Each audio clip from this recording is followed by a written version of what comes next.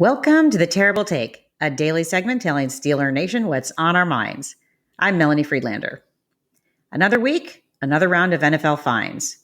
When the Week 7 fines were posted by the league at 4 p.m. yesterday, 4 Steelers players were on the list for a total of 5 fines.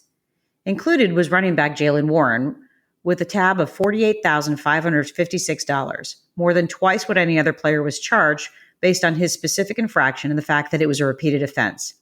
It's also more than twice the value of his weekly game check.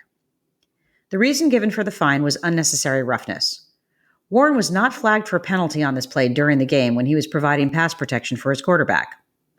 After completing their weekly review of all games and all plays, the league faulted Warren for lowering his helmet against the defender.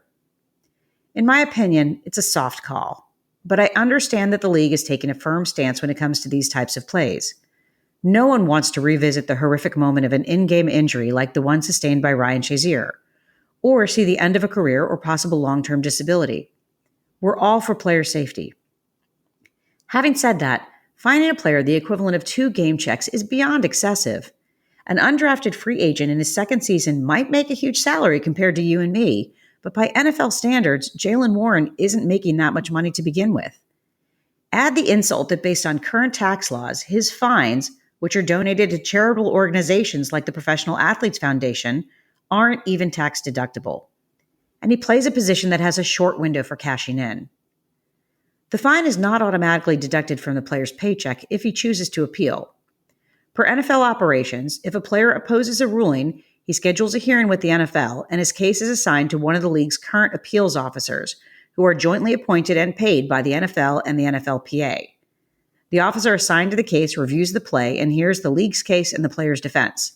The officer's decision is final and the ruling is binding. Supposedly, consideration is given to the amount of the fine compared to the amount of the player's salary. Warren, whose base salary is $870,000, has already accrued fines over $97,000 in value from 2 unnecessary roughness fines. Warren's agent, David Cantor, tweeted that they will appeal this time as usual, indicating that they have done so in the past. Cantor also commented that his client is simply playing the game the way it's coached, and the fine is utterly ridiculous and overzealous. Cantor isn't wrong here. I'm sure he supports player safety and wouldn't want to see his client get injured in a game or cause injury to any other player, and I agree. No one wants to see a player pay for our entertainment with his health. But I also don't want to see players pay their entire salary when they're just trying to make a tackle or protect their quarterback. This is a problem the NFL needs to solve, and fast. The NFLPA needs to support the players on this issue.